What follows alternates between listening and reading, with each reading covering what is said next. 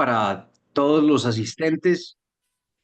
Muchas gracias por acompañarnos en este importante evento, en esta mesa redonda, que será la penúltima de nuestro año. Tenemos dos invitados de lujo para esta sesión. Eh, Vamos a hablar, o ellos van a hablar sobre la valoración de daños derivados de infracciones de las normas de competencia. Nos acompañan Nadine Watson, que es Senior Vice President de Compass Lexecon en Madrid, y José Alzate, que es Managing Director en FTI Consulting en Londres, ambos expertos en el tema del que vamos a tratar. De nuevo les doy una cordial bienvenida y les doy la palabra a Nadine y a José para que introduzcan el tema.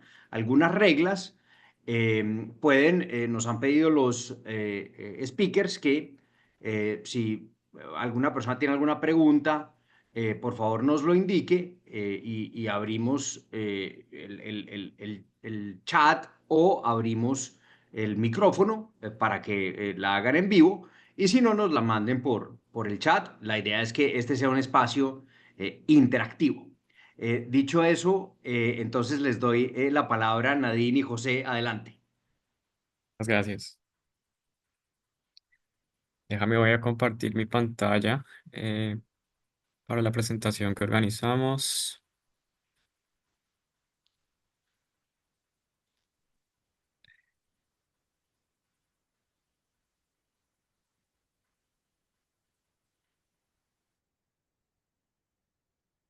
Me confirman, por favor, si pueden ver la pantalla.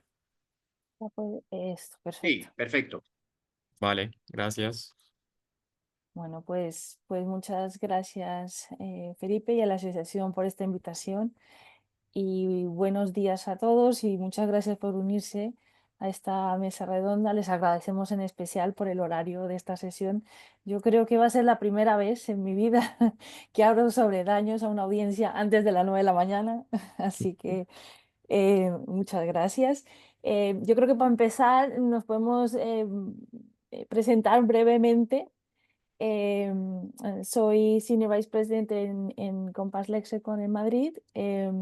Soy economista de la Universidad de los Andes y tengo un doctorado por economía de la Universidad de California en San Diego.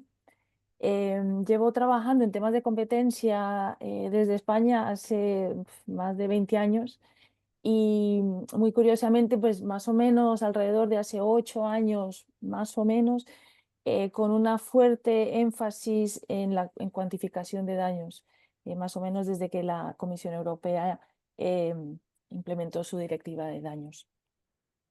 Te paso la palabra a ti, José. Sí, muchas gracias. Mi nombre es José Alzate, trabajo en FTI Consulting en la oficina de Londres. Soy también economista de la Universidad de los Andes, colombiano también como Nadine. em, y máster en Economía y Finanzas del London School of Economics. Vengo trabajando por alrededor de 9 años en FTI, básicamente en la valoración de daños en, en distintas industrias, también temas de propiedad intelectual y me interesa también mucho el tema de la competencia, al ser, digamos, el vínculo entre el análisis financiero de daños y la parte más económica, microeconómica y, digamos, la aplicación de econometría, que son los distintos temas que nos gustaría hablar o introducir en la sesión de hoy.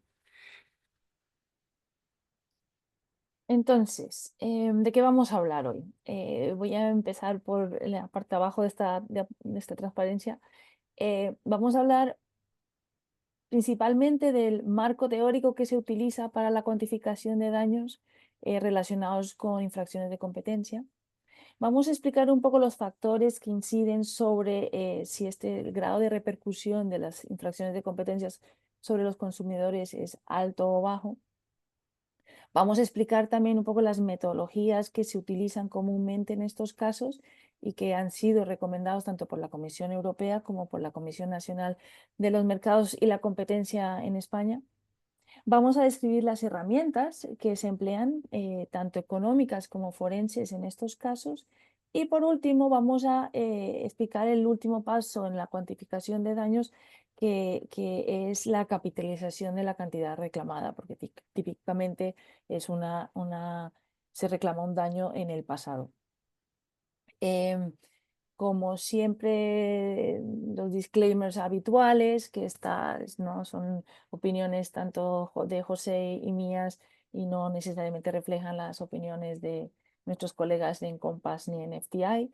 Em, y, y por favor, insistir en que nos encantaría, aunque entendemos que el formato virtual lo hace más difícil, pero nos encantaría que esta sesión fuese lo más em, interactiva posible. Así que por favor, interrumpir en cualquier momento si tienen cualquier pregunta o cualquier comentario. Yo creo que ya puedo pasar a Sí. la siguiente. Em, vale, entonces, para sentar un poco de qué tipo de daños estamos hablando, em, os resumo en esta transparencia, os resumo como las dos formas más habituales de clasificar el tipo de daños a los que nos enfrentamos. Por un lado está el análisis de qué tipo de conductas sobre qué tipo de conductas se reclaman daños, y por otra parte es cómo se llevan a cabo estas reclamaciones. Entonces, en primer lugar, sobre las conductas, estamos hablando principalmente de dos tipos de conductas: las conductas colusorias y las conductas relacionadas con un abuso de posición de dominio. Entonces, en cuanto a las conductas colusorias, pues estos son típicamente acuerdos entre empresas, entre competidores, y esto incluye acuerdos de fijación de precios, acuerdos de reparto de mercado, intercambios de información. Este tipo de casos son los más comunes en Europa. eh, y en España tenemos ya acumulados, por ejemplo, miles y miles de reclamaciones derivados del cartel de los camiones. En estos casos, típicamente el demandante es un cliente o un consumidor final de empresas que han llevado a cabo cualquiera de estas conductas contrarias a la competencia. El segundo tipo de conductas sobre las cuales también hemos visto no tantas reclamaciones, pero sí que las hay, son en temas de abuso de posición de dominio. Entonces aquí estamos hablando de tipo de precios excesivos, precios predatorios, acuerdos de exclusividad, condiciones discriminatorias. Eh, Estos son menos comunes y típicamente más casos más complejos, donde el demandante típico es un competidor. Em, y muchas veces estos tipos de casos se llevan en temas de arbitraje, pero, pero bueno, se aplican las mismas metodologías y simplemente es un poco el marco de análisis es un poquito diferente. Ahora, con respecto a cómo se llevan a cabo estas reclamaciones, hay tres tipos, o aquí identificamos tres tipos. Empezando por la mitad, y la más sencilla, son las acciones follow-on. Entonces, estas son reclamaciones de daños que se hacen en base a una decisión de una autoridad de la competencia. ¿Y esto qué implica? Pues que todo es más sencillo porque solo, entre comillas, solo, es necesario demostrar la causalidad entre la conducta y el daño reclamado y el quantum del daño. Entonces, las reclamaciones se fijan en esos dos aspectos solamente. Ahora, por el otro lado están las acciones standalone.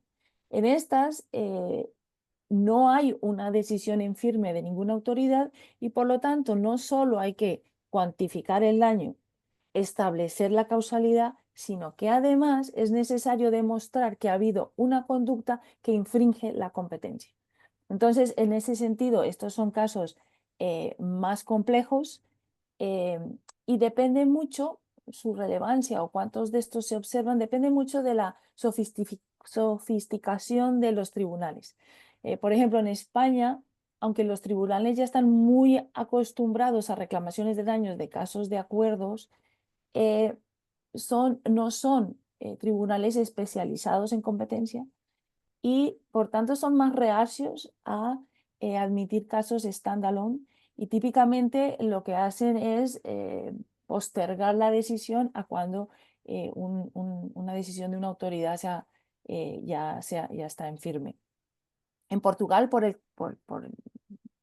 contrario, donde sí que hay un tribunal especializado en casos de competencia, pues allí sí que vemos que es mucho más fácil llevar a cabo una demanda estándar.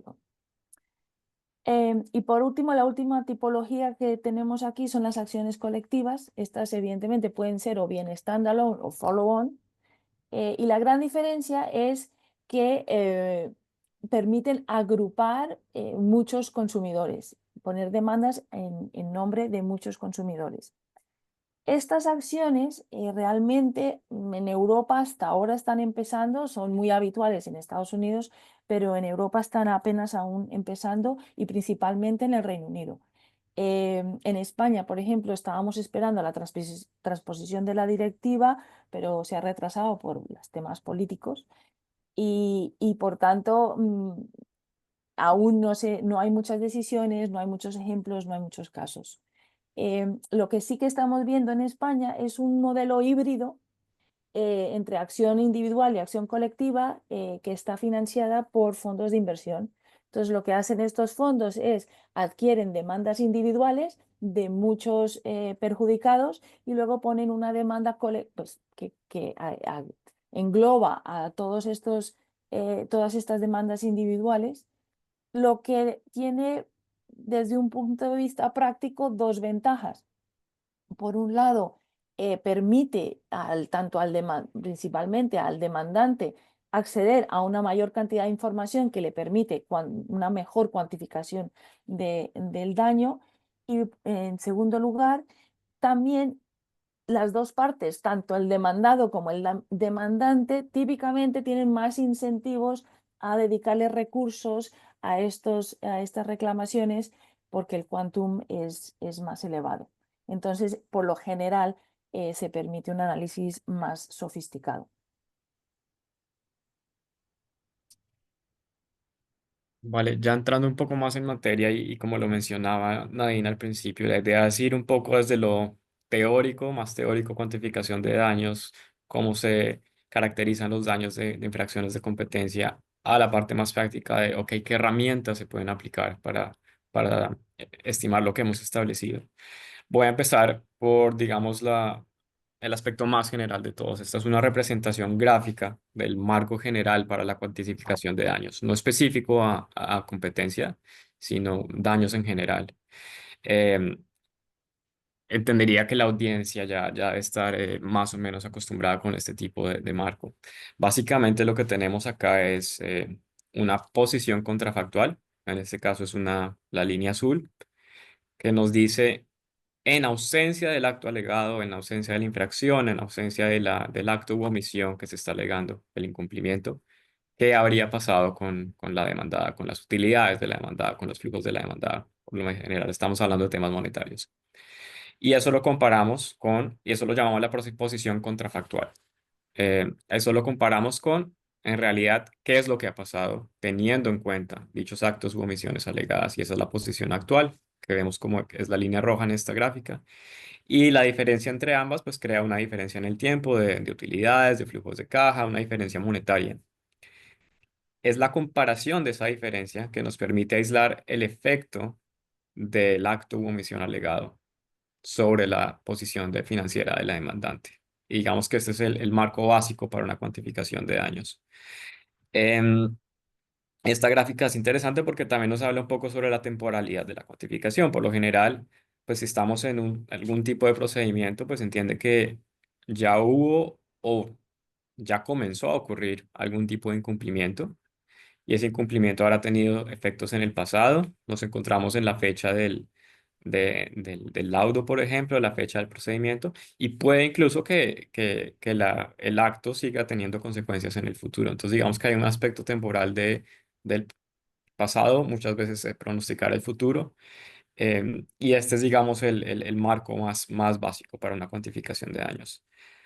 Ahora bien, en cuanto a las infracciones de competencia, la realidad es que esto no cambia, partimos de exactamente el mismo marco conceptual.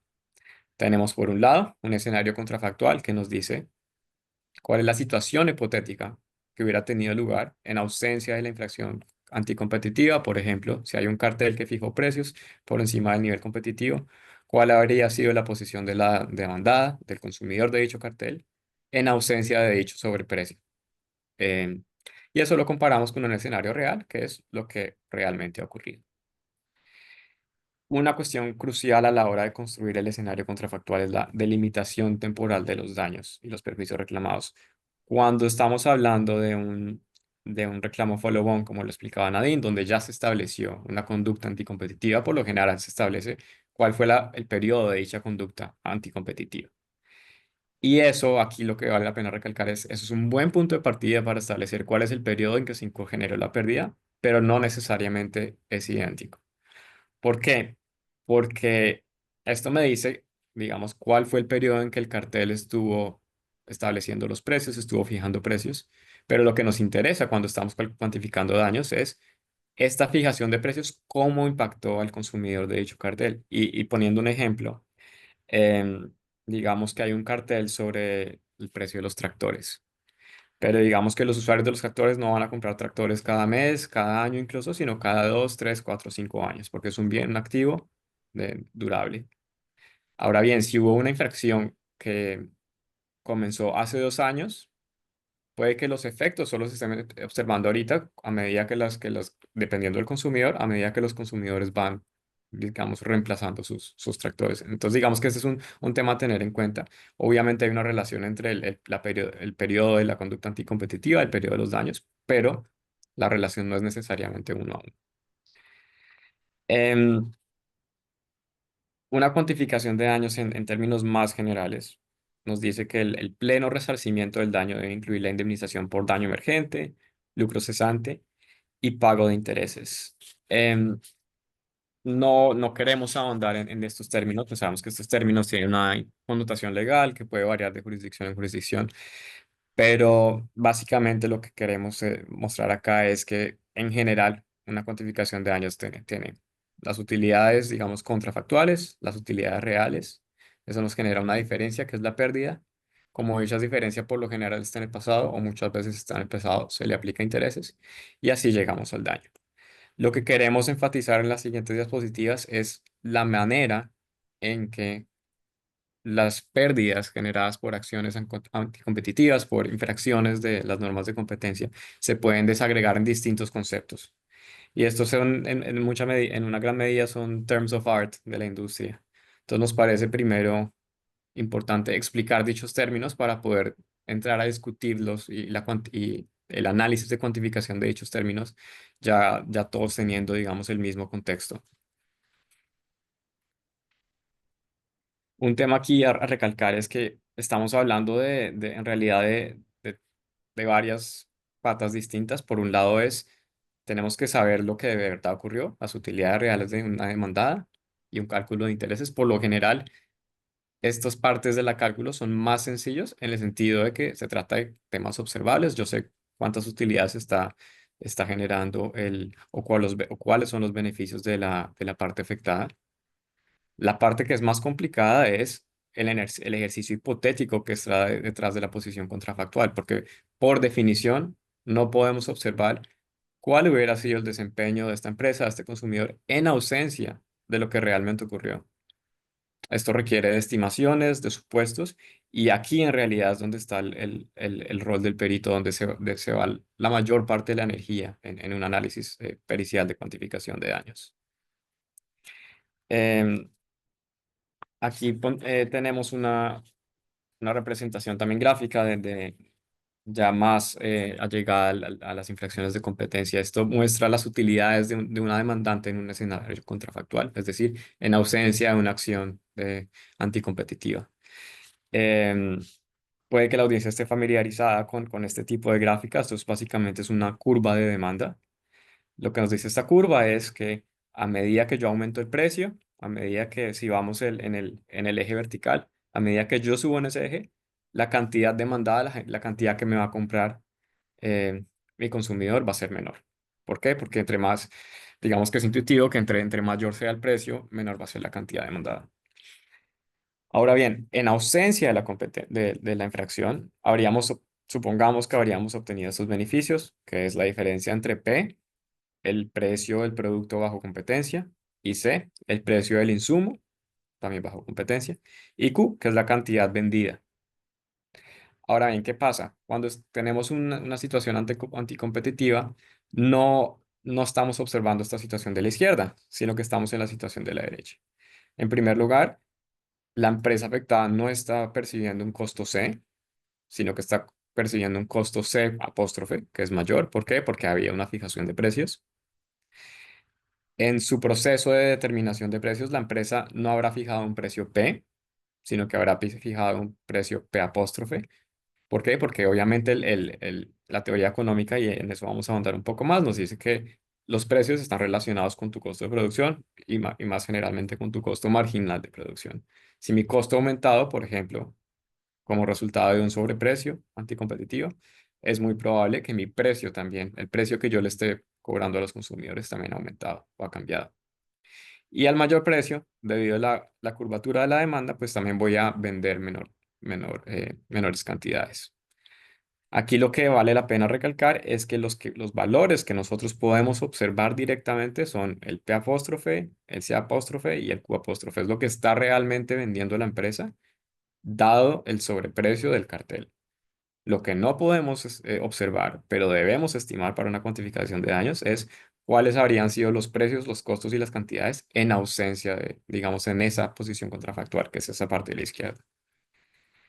Em, Aquí volvemos otra vez al mismo marco, pero queremos explicar las distintas partes en que se desagrega dicha pérdida. En primer lugar, y acá hemos utilizado distintas letras y cajas para poder explicarlas a lo que nos referimos. En primer lugar está el efecto directo del sobrecosto del cartel.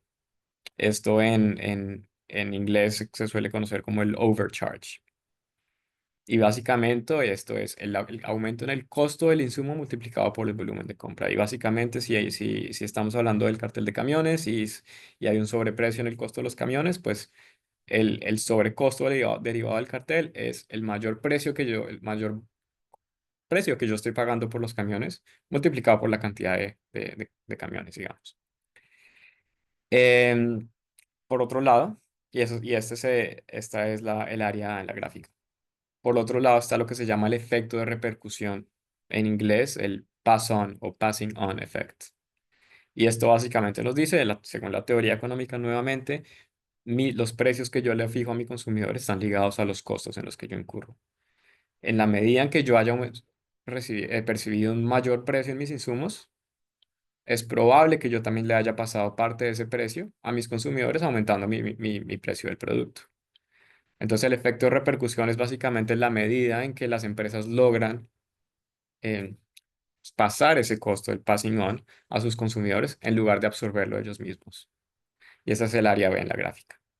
Y finalmente tenemos lo que se llama el efecto volumen.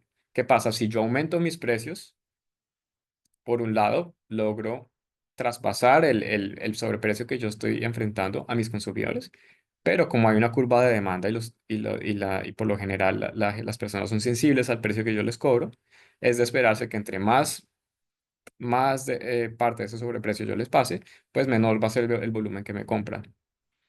Y este es el área C. Entonces, digamos que juntándolo, volviendo a la gráfica anterior, teníamos que la pérdida es la diferencia entre la caja roja de utilidades contrafactuales y la caja gris de utilidades actuales. Acá básicamente tenemos la diferencia. Un área es el A, C y D y el otro el B y el D.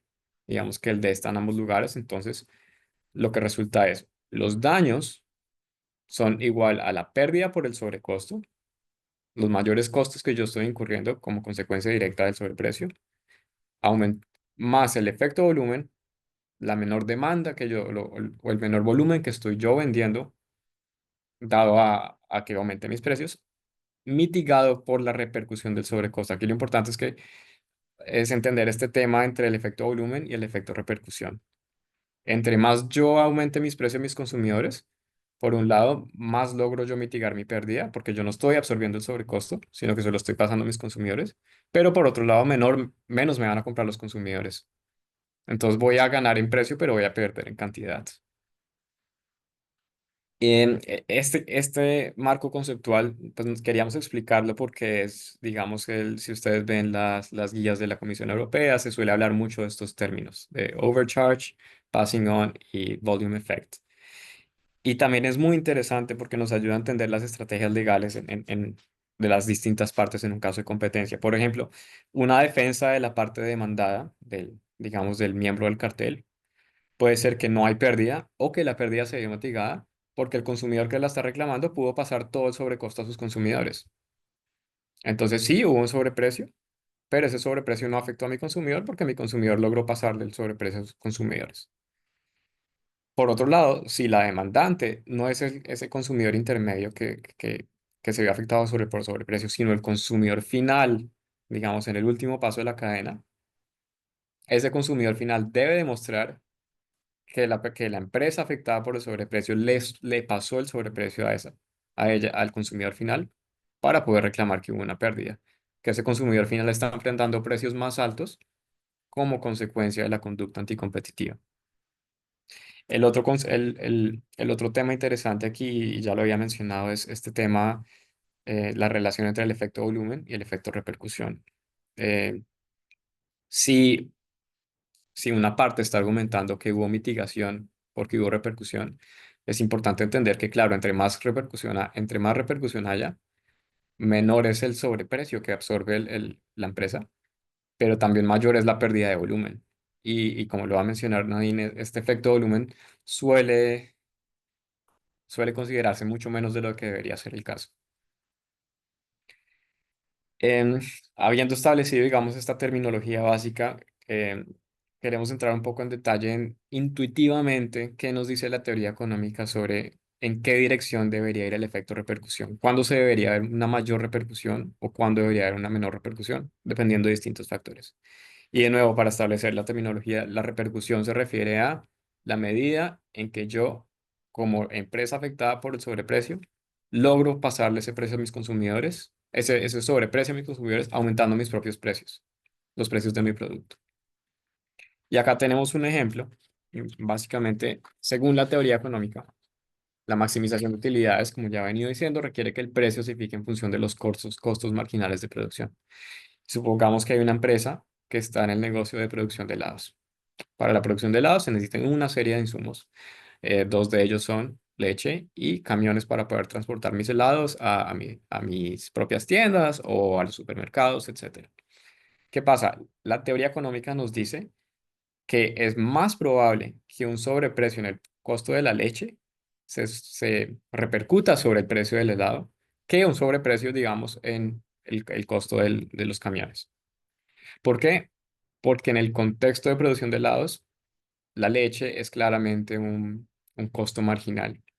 Por cada litro de helados que yo quiero producir, voy a necesitar casi que una relación, no uno a uno, pero una relación muy directa, X litros de leche. Si mi costo de leche aumenta, es muy probable que el precio de mis helados cambie. En cambio, en el contexto de producción de helados, el costo de un camión es un costo fijo, porque puede que yo solo va a necesitar un determinado número de camiones para vender mis helados y de esos camiones me van a durar muchos años y puede que a medida que mi negocio crezca yo compraré más o menos camiones, pero en términos generales es un costo que no varía con la producción. Ahora bien, un tema importante entender es que la definición de costos variables y costos fijos no es una decisión fija y en particular depende mucho del periodo relevante. Si pasamos a otro caso de camiones, esta vez en el negocio de residuos, es probable que los camiones, si bien siguen siendo un activo fijo, sean, es mucho más probable que sean considerados como un costo variable en esa industria, digamos, de manejo de residuos que en la industria de la venta de los helados. ¿Por qué? Porque los contratos de manejo de residuos, supongamos que son contratos de gran cuantía, firmados con municipalidades que cubren varios años.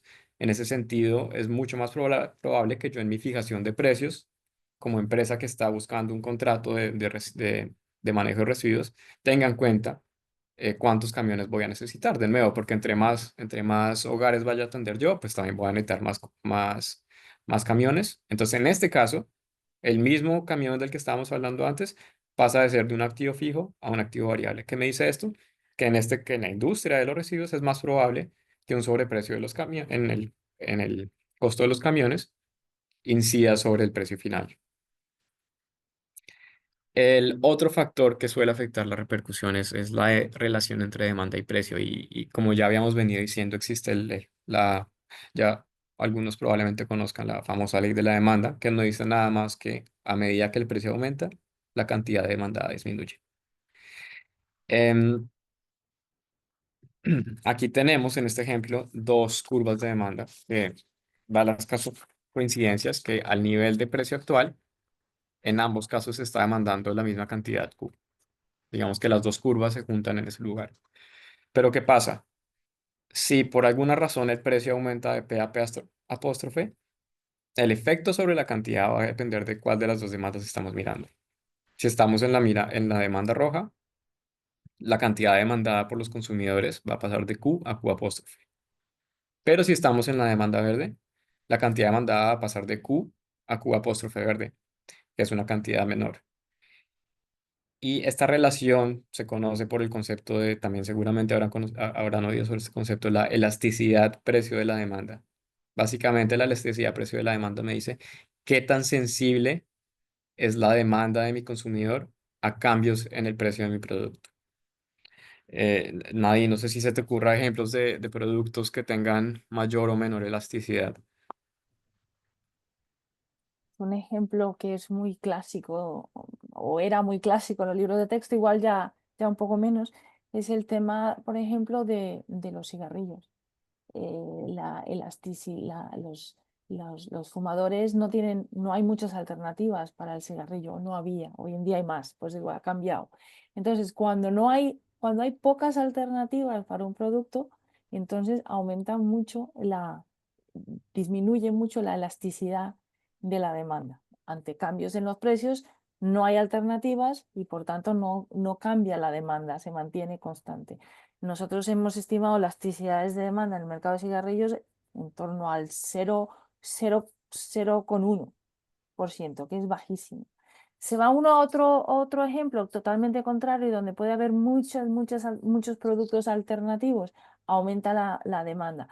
Por ejemplo, chocolatinas. Hay muchos productos alternativos que si aumenta el precio de la chocolatina Jet, pues puede el consumidor conseguir muchas alternativas y por lo tanto la elasticidad de la demanda de la chocolatina Jet puede estar en torno al 4 o el 5, o sea, muchísimo, ¿no? Órdenes de magnitud mayor.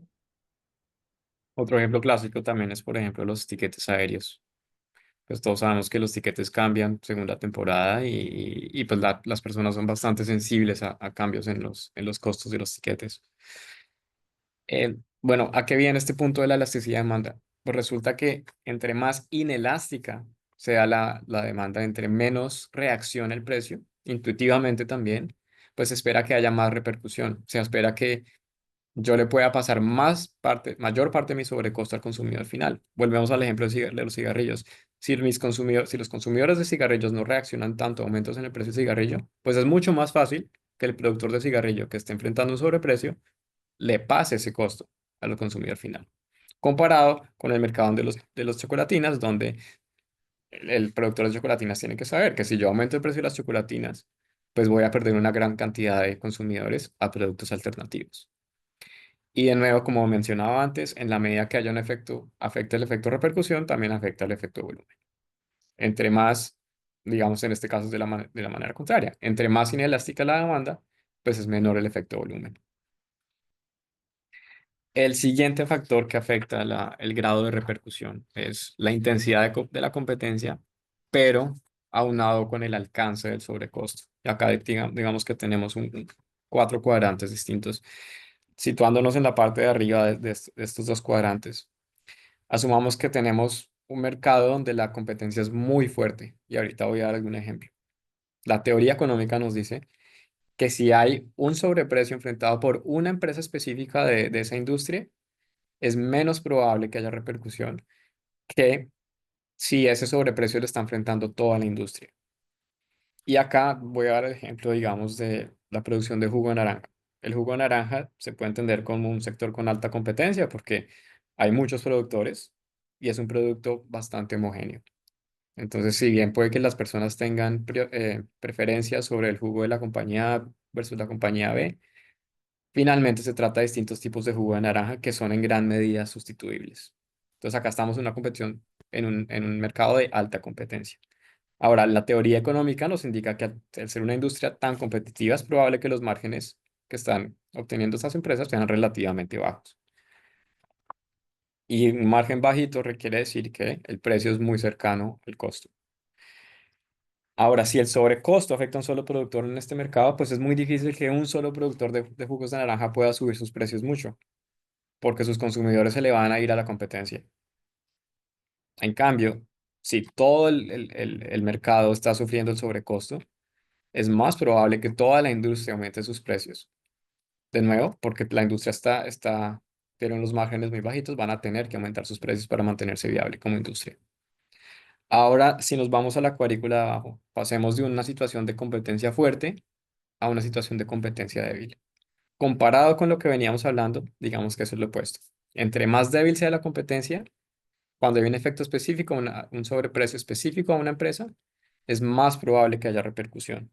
Y aquí nos podemos ir a un ejemplo, por ejemplo, de celulares, donde hay bastante diferenciación, o, o otros bienes de lujo, digamos, donde hay un menor homogeneidad y un mayor poder de mercado del vendedor. Aquí, por ejemplo, lo importante para entender es, al tratarse de un producto menos homogéneo, por ejemplo, un celular de la compañía A, esa empresa, si bien es la única afectada por su sobreprecio, tiene un poco más de libertad de cambiar sus precios, de aumentar sus precios y de pasarle ese sobreprecio al consumidor. ¿Por qué? Porque al ser un producto menos homogéneo, pues va a tener más chance de no perder tantos consumidores como si en comparación con un producto de jugos de naranja. El mismo concepto aplica cuando es un sobreprecio de alcance sectorial. En este caso, si todos los productores de celulares están enfrentando un sobreprecio en el, el vidrio que va en las pantallas del celular, por ejemplo, aquí, comparado con la industria del jugo de naranja, es menos probable que haya repercusión. ¿Por qué? Porque, de nuevo, precisamente como cada empresa tiene libertad, mayor libertad para determinar sus precios, pues pueden determinar absorber parte del sobreprecio. ¿Por qué? Porque pueden, digamos, pueden jugar con sus márgenes mucho más que una industria ultra competitiva donde básicamente el precio tiene que reflejar los costos. Otros factores que pueden afectar el grado de repercusión. Los costos de ajustes de precios y no sé si acá la audiencia está familiarizada con el concepto de los costos de menú. Y esto es, digamos, es la definición del libro de texto de la época en que básicamente el concepto es, hay un costo físico de la impresión de un menú en un restaurante. Y esto es parte de la explicación al menos, o es el ejemplo hipotético que se da, de la razón por la que los restaurantes no están cambiando de precios día a día según aumente el precio de sus ingredientes. En general, costos de menú se usan un término mucho más general a todos los costos que están asociados con el proceso de ajustar en precio como tal. Algo similar es la fijación de precios psicológicos, pues muchos estarían familiarizados que, por ejemplo, los productos de tecnología si tienen un precio de $199.99. ¿Por qué no 200? Puede que haya un efecto psicológico de los consumidores están dispuestos a pagar hasta cierta cantidad, más de esa cantidad, digamos que psicológicamente, ahí puede que haya un efecto desproporcionado. Entonces, acá hay un tema, pues, que depende mucho de los hechos. Y es qué tan cerca estoy yo de enfrentar ese umbral en que ya es relevante aumentar mi precio. Básicamente acá hay una decisión de maximización. Yo quiero aumentar mis precios siempre y cuando el beneficio que yo obtenga de aumentar mis precios sea mayor al costo del ajuste del precio. Mientras más cerca esté yo a ese umbral, es más probable que un sobrecosto me vaya a voltear al otro lado, donde yo voy a decir que sí, efectivamente voy a tener que incrementar sus precios. Por otro lado, puede que la empresa decida, aún con el sobrecosto, no aumentar sus precios, porque prefiere mantener, porque el costo de aumentar el precio va a ser mayor que sus beneficios. Un tema relacionado es la proporción de los costos afectados. Básicamente, si la proporción es pequeña, los beneficios del cambio de precios pueden ser menores que los costos del ajuste de precios. Digamos que esto también es intuitivo. Entre mayor sea la proporción de mis costos afectados por un sobreprecio, pues más presión voy a tener yo de pasar ese precio para mantenerme rentable. El siguiente factor es el poder de negociación del comprador. Acá podemos dar un ejemplo también y es, por lo general, un monopolio, no al nivel del productor, sino del consumidor, se conoce como un monopsonio. Y es, digamos, y no es la única alternativa. Digamos, hay distintas industrias o distintos factores por las que el comprador puede tener un poder de mercado excesivo o preponderante y eso afecta a la manera como los productores fijan sus precios. Y acá para dar un ejemplo, hablemos, por ejemplo, perdón, un segundo, por ejemplo, supongamos que estamos en la industria de la leche y hay un supermercado que compra la leche a un gran número de productores independientes que no están asociados entre ellos. Es probable que este supermercado, si es el único comprador en la región, pues tenga un poder desproporcionado sobre la fijación de precios de los productores. Los productores no van a tener mucho poder de negociación en esa negociación. En general, entre mayor sea el poder del comprador, pues menor va a ser la repercusión. Digamos, nuevamente es intuitivo. Entre más el consumidor tenga el poder de determinar el precio que va a enfrentar, pues más difícil va a ser para mí pasarle cualquier sobrecosto a ese consumidor. El siguiente factor es la integración vertical. La integración vertical es básicamente una empresa que está en las distintas o en distintos lugares de la misma cadena de producción. Acá, por ejemplo, con el ejemplo de los iconos, se puede tratar de una empresa que no solo produce el petróleo, sino que lo refina y también vende la gasolina al consumidor final. En general, una empresa que está integrada verticalmente va a tener mayor incentivo de pasar ese sobrecosto a lo largo de la cadena de producción a su consumidor final. El siguiente factor es la regulación de precios y acá es un tema bastante factual. Hay que entender cuáles son las particularidades de la regulación. Y acá me refiero a cuando la empresa que sufre el sobrecosto, que sufre la infracción de la competencia, es en sí una empresa regulada. ¿Por qué? Porque lo que siempre estamos queriendo entender es cómo la empresa afectada por los sobrecostos está fijando sus precios. Si esa empresa tiene una regulación de precios, hay una relación muy clara y puede que sea que el regulador al fijar los precios de esa empresa no está teniendo en cuenta el insumo que fue afectado por el sobrecosto. En ese caso se podría argumentar que no hay ninguna repercusión porque ese insumo simplemente no entra en la decisión de precios. O por otro lado, puede que sea una empresa regulada con un margen estable, que es lo que se llama la regulación cost plus, que es a todos mis costos yo le sumo un cierto margen, que es el margen que yo voy a obtener como empresa regulada. En este caso, puede que la repercusión sea incluso mayor al 100%, que por cada dólar de sobrecostos yo le pase más de $1 a mi consumidor final. ¿Por qué? Porque matemáticamente para yo mantener un margen estable, yo tengo que aumentar mis precios más de lo que aumentan mis costos para mantener dicho margen porcentualmente estable. Y finalmente, eh, otro factor relevante es la temporalidad de la fijación de precios. Este nuevamente es un tema bastante factual y es la relación entre el momento del sobrecosto y el momento de fijación de precios. Y es algo que ya habíamos mencionado antes, pero pues para dar un ejemplo, supongamos que hay una empresa que fija sus precios anualmente y esa fijación de precios se hace en diciembre del año anterior. Supongamos que un insumo clave de esa empresa está afectado por un cartel que inicia en enero o febrero del año siguiente.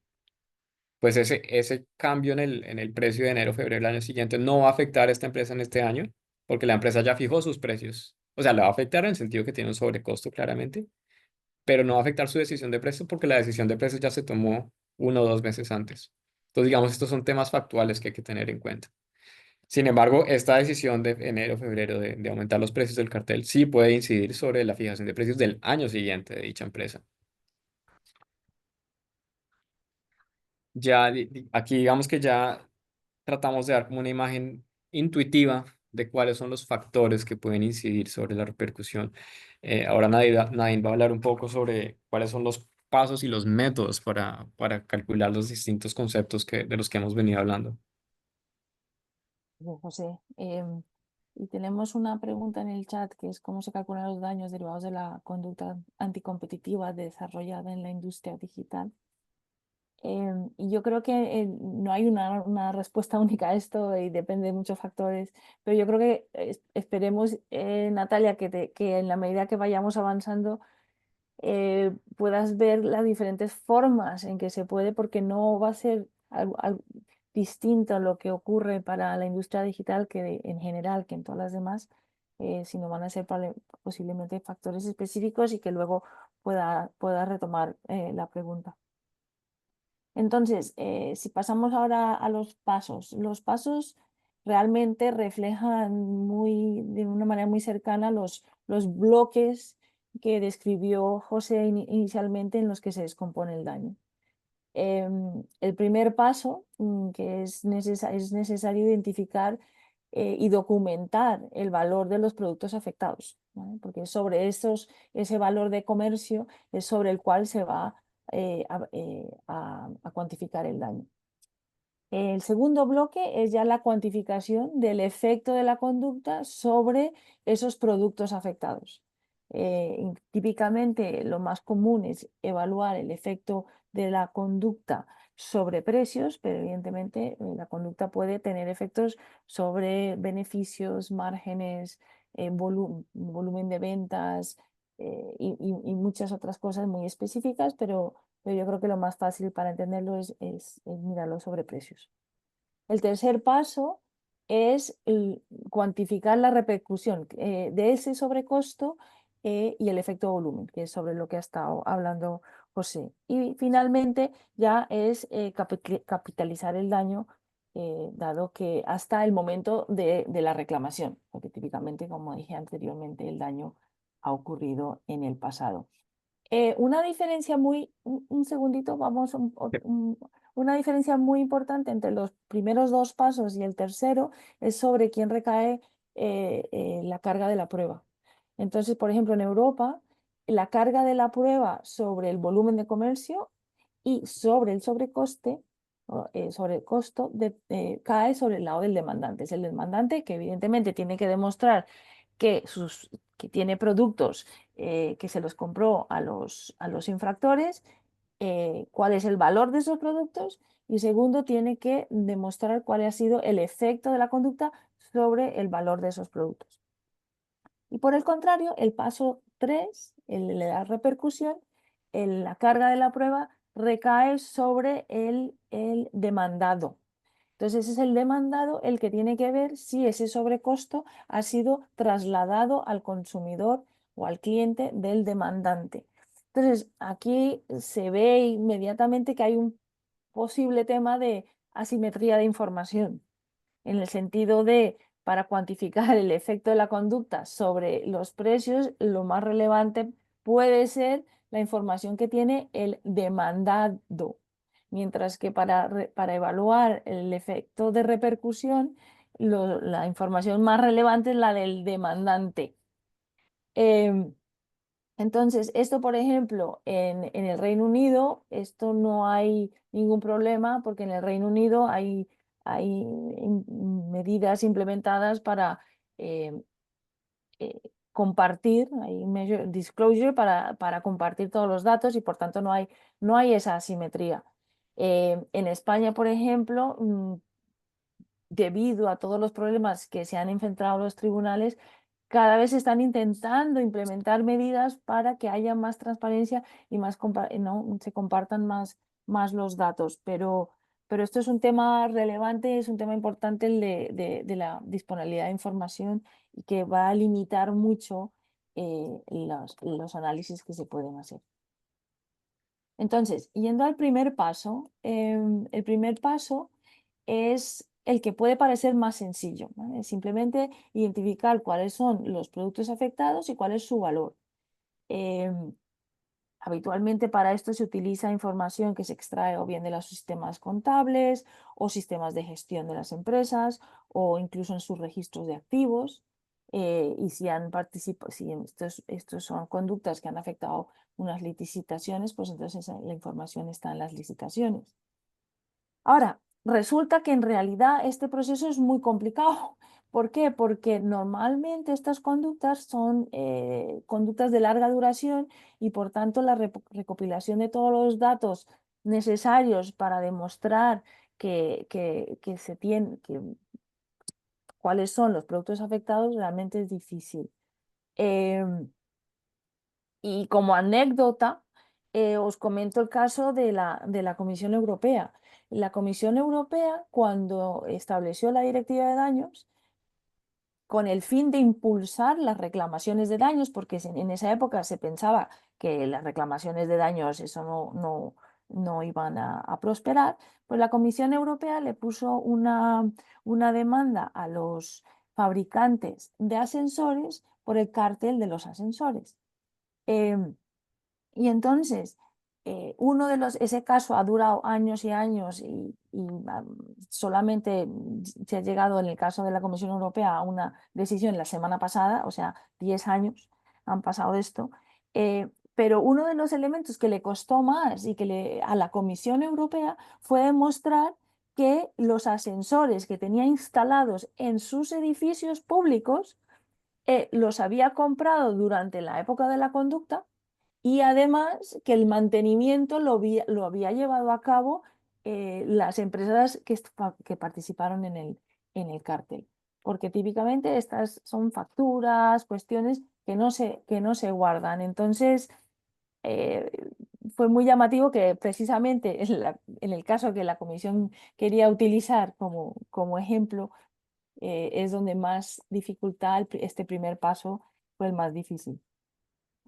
El segundo paso consiste en realmente estimar el efecto de la infracción sobre la variable de interés. Ya, como he dicho anteriormente, normalmente es el precio, pero también puede ser sobre el volumen de ventas, sobre los márgenes, sobre el beneficio. Entonces, este paso se ha simplificado en cierta medida gracias a la publicación de las guías prácticas, tanto de la Comisión Europea como de la Comisión Nacional de los Mercados y la Competencia en España. ¿Por qué? Porque estas guías han servido para identificar las metodologías y para identificar como todos los factores que se han de tener en cuenta. Incluso la guía de la Comisión Nacional de los Mercados y la Competencia ha ido más allá y ya incluso tiene un glosario con todas las terminologías que se pueden utilizar y tiene casi que un checklist de todos los factores que habría que, como usuario de estas técnicas, no como técnico, sino como usuario, de verificar para asegurarse que el análisis está bien hecho. Entonces, a grandes rasgos, hay tres metodologías que se utilizan para estimar este escenario contrafactual con el que se va a utilizar para calcular el daño, para comparar, porque como he dicho, explicó José al comienzo, se va a comparar el escenario contrafactual con el escenario real y esa diferencia va a ser el daño. Entonces, los tres grandes bloques son el método comparativo, que básicamente, como su nombre indica, es buscar comparar el producto afectado con un producto no afectado, o bien sea porque es un producto distinto o en un momento del tiempo distinto. Luego están los métodos de costos y análisis financiero, que básicamente parten de que el precio de cualquier producto está compuesto por el coste más su margen.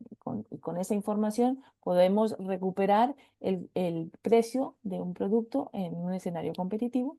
Y por último están los métodos de simulación, que se basan en modelos económicos. Entonces, ahora en términos a grandes rasgos, los métodos comparativos son los más utilizados. Eso está en todos los países donde yo he trabajado. El método preferido, sin ninguna duda, es el método comparativo y el menos utilizado es el método de simulación. Y me estoy hablando solamente específicamente en casos de daños, porque, por ejemplo, los métodos de simulación se utilizan muchísimo en casos de de fusiones, pero no se utilizan no sé, apenas en casos de daños por el momento. Entonces, yendo ya un poquito más en detalle en los métodos de comparación, hay 3 tipos de métodos de comparación, los de temporal, que se comparan utilizando periodos de tiempo, que es este caso que está en esta diapositiva, luego comparaciones con otros productos y finalmente la combinación de los dos. Entonces, en los métodos que usan la comparación temporal, también se llama, en español lo llaman los métodos diacrónicos, lo que se hace básicamente es identificar bien los periodos afectados y utilizar periodos no afectados o bien antes de la conducta o después de la conducta para estimar el contrafactual. Entonces, en el gráfico que se puede ver a mano izquierda, tenemos el precio del producto afectado en azul oscuro, donde se ve clarísimamente una subida muy evidente cuando comienza el cártel en 2002 y una caída otra vez muy marcada en 2006 cuando finaliza el cártel. Entonces, típicamente un ejercicio muy, muy sencillo consiste en o bien extender la línea que va entre los precios no afectados antes del cártel hasta los precios no afectados después y trazar la línea esa azul clarito y la diferencia entre la línea azul clarita y la oscura es el sobrecoste. Más fácil que esto, pues es básicamente calcular los precios medios en el periodo antes y los precios medios en el periodo después y comparar eso con los precios medios durante, eh, solamente usando los datos en azul oscuro. Y eso te da fácilmente una estimación preliminar de los costes del sobrecoste. ¿Cuál es el problema? Que esta comparación simple puede resultar en una sobreestimación del sobrecoste o incluso una subestimación.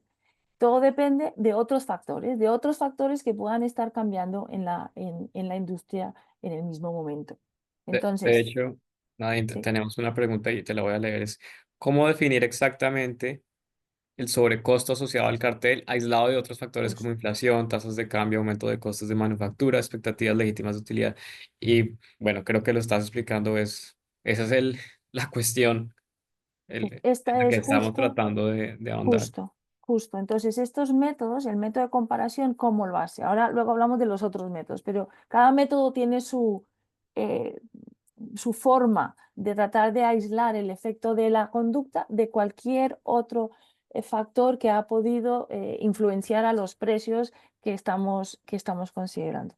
Entonces, en el caso del método comparativo, por ejemplo, si solo estamos mirando la evolución de los precios a lo largo del tiempo, puede ocurrir que también los costos varíen en ese mismo periodo. Entonces, en el gráfico que está en la derecha se observa que durante el periodo de la infracción ha habido un aumento simultáneo de los costos de los costos de producción que está en la línea roja.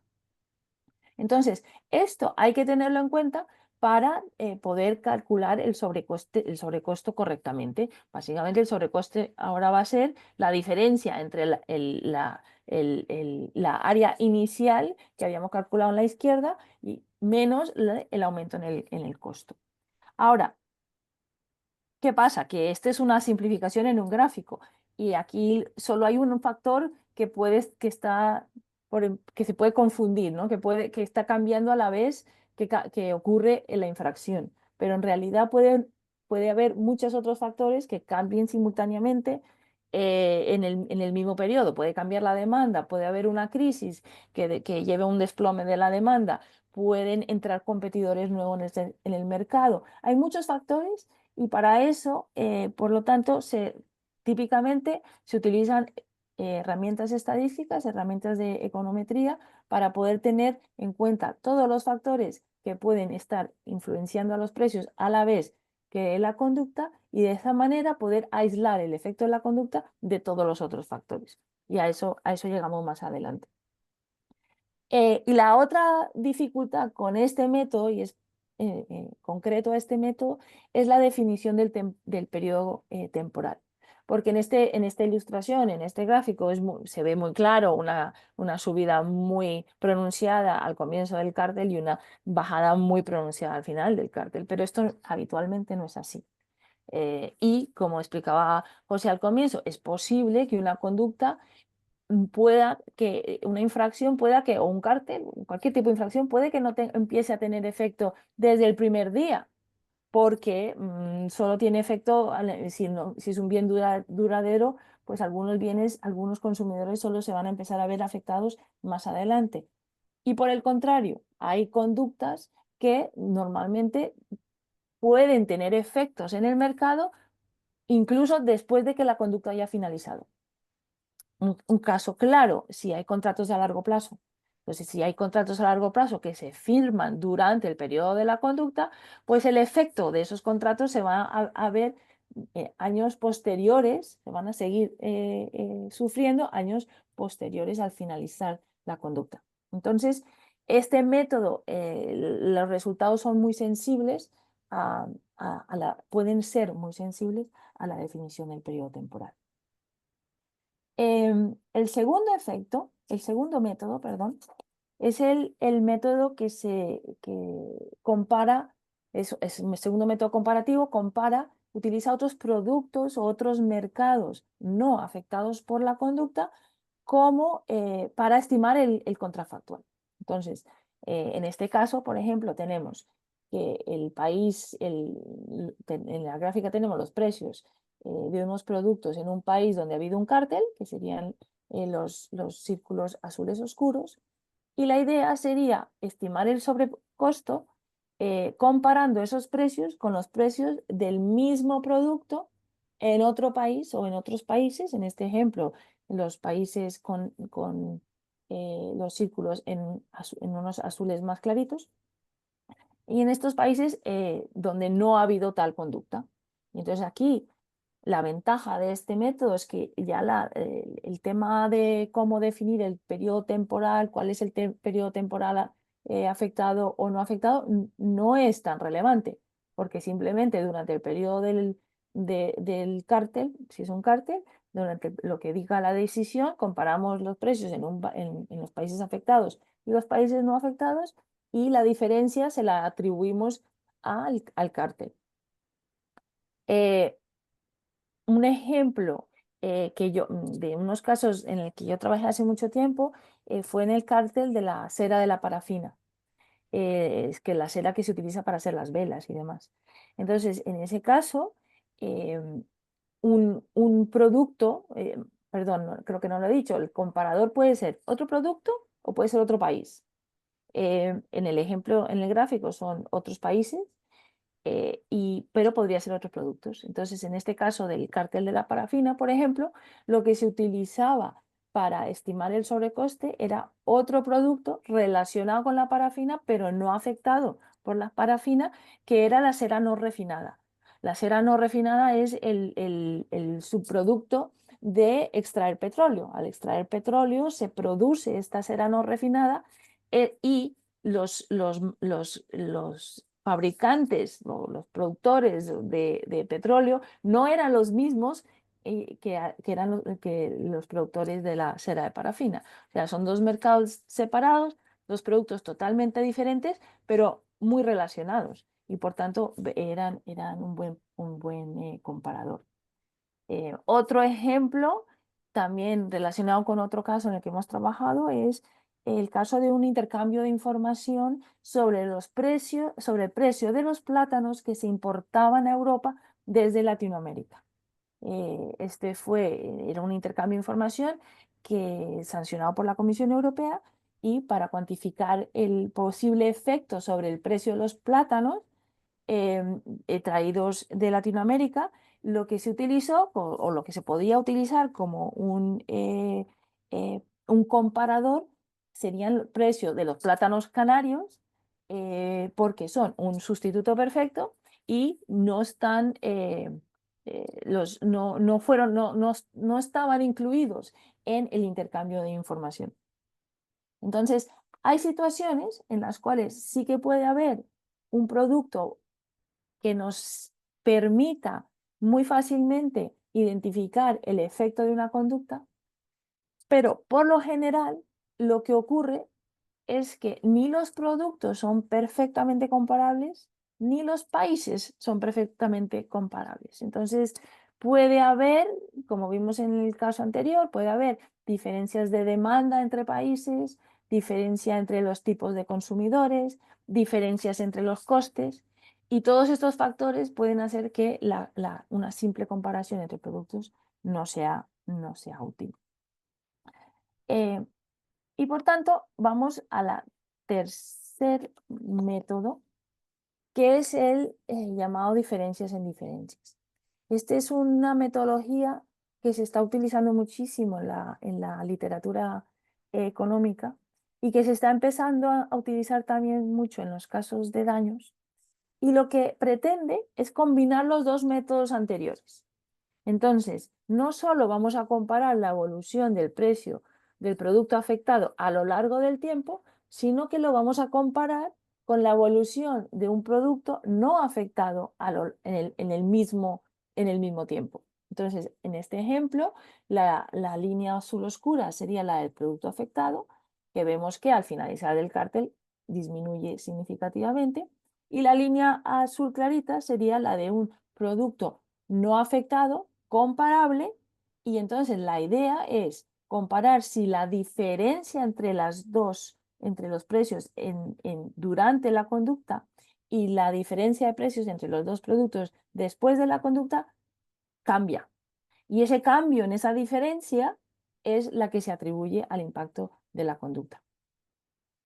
Em, Nadine, una pregunta ahí. sí, Digamos, el método anterior y este método radican en la existencia de un comparable, ya sea el mismo producto en un país no afectado, en una región no afectada por la inflación, o un producto sustituto similar.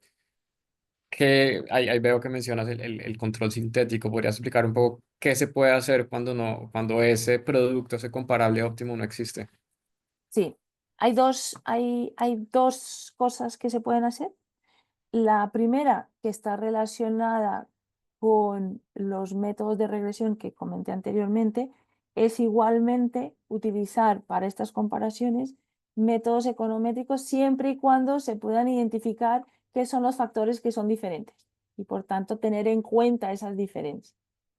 Ahora, en circunstancias donde realmente no es posible identificar cuáles son los factores que difieren entre productos o entre países, otra alternativa es crear un comparador sintético.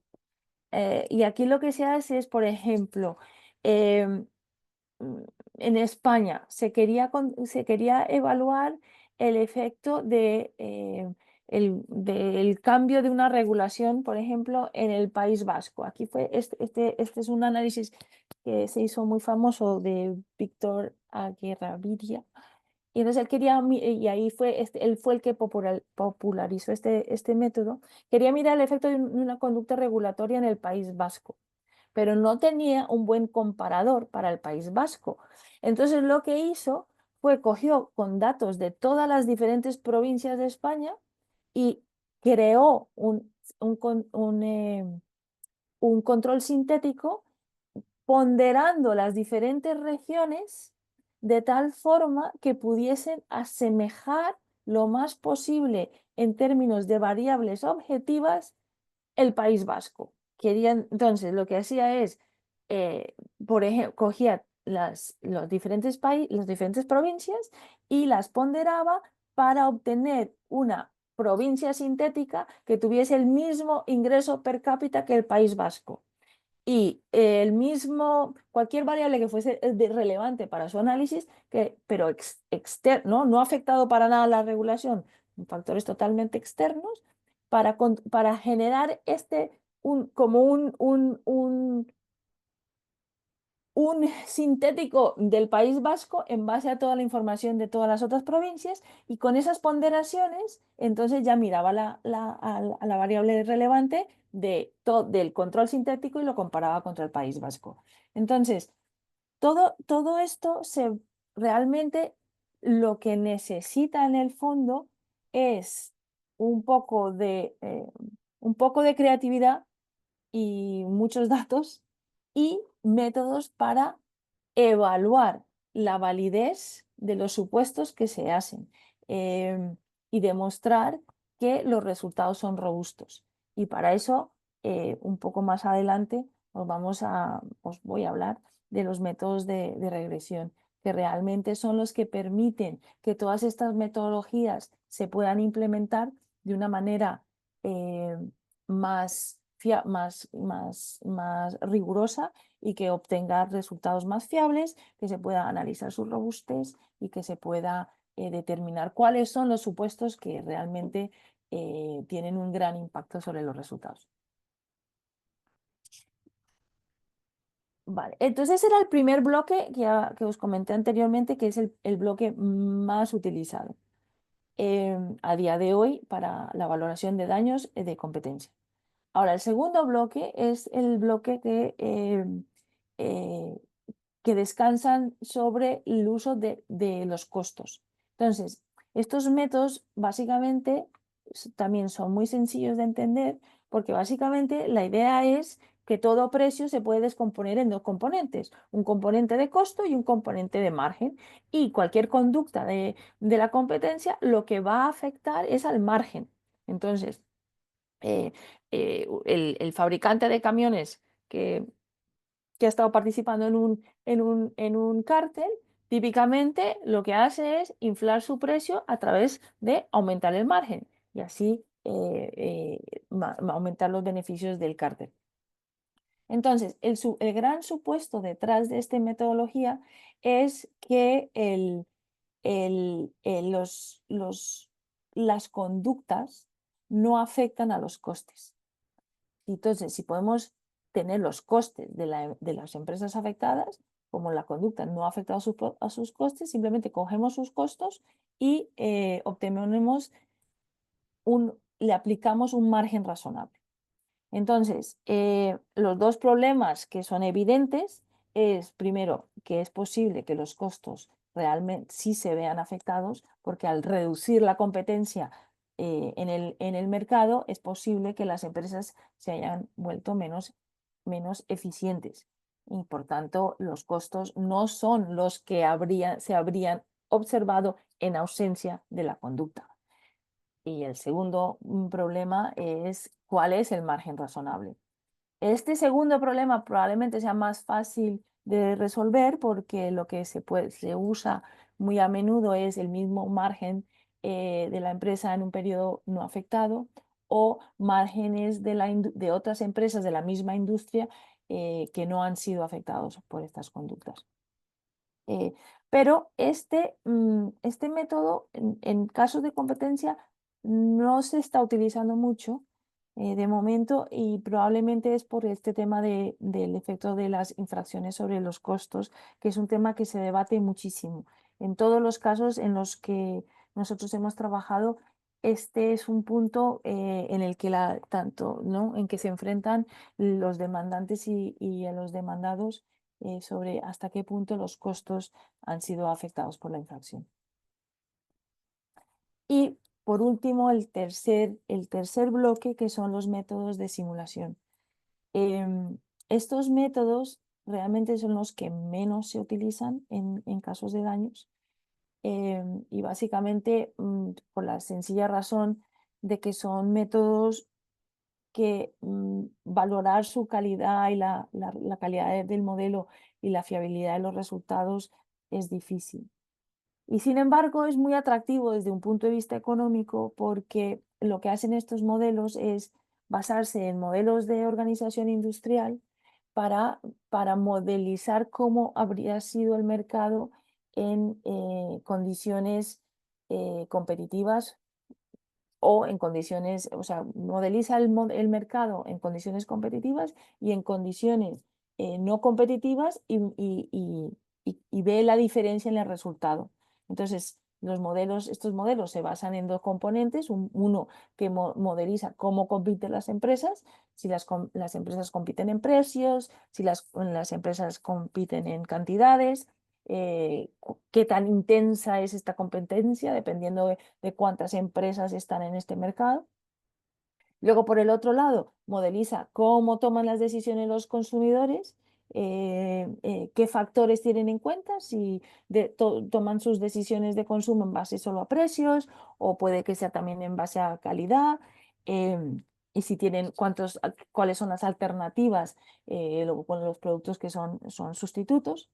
Y teniendo estos dos elementos, lo que se hace es utilizar datos externos para calibrar el modelo de tal forma que los resultados sean lo más parecidos posibles al mercado que se está analizando. Entonces, por ejemplo, si se analiza un mercado cartelizado, se calibra el modelo a las condiciones que se observan en el momento, a las condiciones bajo cártel. Y luego lo que se le dice al modelo es, vale, ahora dígame usted cuáles son los resultados cuando en vez de estar en un mercado cartelizado, estoy en un mercado en competencia. Y se comparan las diferencias y ahí se obtiene el daño. Entonces, es una metodología atractiva desde un punto de vista económica, pero en realidad se está utilizando poco en casos de daños. Entonces, un poquito para resumir brevemente las ventajas y inconvenientes de las diferentes metodologías. En los métodos comparativos, que son los que en Europa por lo menos se están utilizando más comúnmente, tiene la grandísima ventaja de que es muy intuitivo, es fácil de explicar, es posible, utilizando herramientas estadísticas, aislar el efecto de la conducta del efecto de otros factores que pueden estar cambiando en el tiempo. Y el gran inconveniente es que es posible que no se encuentren ni comparables perfectos, y por tanto siempre hay un margen de error. Los métodos financieros, estos son también muy fáciles de entender, y se utilizan mucho y los tribunales están familiarizados con estos métodos porque se utilizan mucho en otro tipo de daños.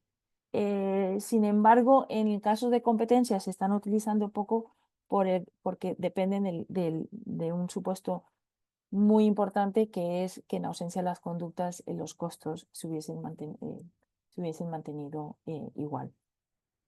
Y por último, los métodos de simulación, que son modelos económicos que permiten analizar cualquier escenario, cualquier tipo de conducta, y que son muy atractivos desde un punto de vista teórico porque se basan en una teoría muy bien fundamentada, pero que no se están utilizando en gran medida, probablemente porque son muy difíciles de verificar. Vale, y sobre este tercer paso, yo creo que, dada la hora, yo creo que voy a decir poco porque José ya explicó bastante. El tercer paso es el de la repercusión, y el efecto volumen. Entonces van de la mano, como ya explicó José. Si hay repercusión, hay efecto volumen; si no hay repercusión, no hay efecto volumen. Esto es algo sobre lo cual se está empezando ahora a introducir en los casos de daños. O sea, llevamos 10 años desde la directiva de la Comisión Europea y en Europa hasta ahora se está empezando realmente a debatir sobre este tema en casos. Anteriormente, básicamente, esto se ignoraba. Tiene la dificultad que comentó José de que normalmente la repercusión, ¿no? El demandado solo puede percibir, no, solo se puede resarcir el daño que ha sufrido, pero en la medida que lo ha repercutido no lo ha sufrido.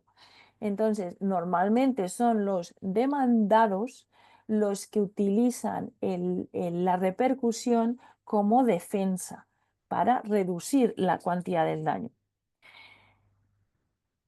Y eso sí que se ha estado utilizando, se han estado utilizando mucho en términos más argumentativos, más o menos delineando, como hizo José al comienzo, todas las razones por las cuales cabría esperar que el demandado haya el demandante haya repercutido los daños hacia sus clientes, sus consumidores. Sin embargo, esto es un arma peligrosa porque evidentemente la medida que haya habido repercusión, el efecto volumen, dependiendo, como dijo José inicialmente, dependiendo de la elasticidad de la demanda, el efecto volumen puede ser bastante elevado y por tanto no es, puede incluso elevar la cuantía del daño. Entonces, en pocas palabras, los métodos utilizados tanto para evaluar el pasón como para evaluar el efecto volumen son los mismos, se utilizan los mismos.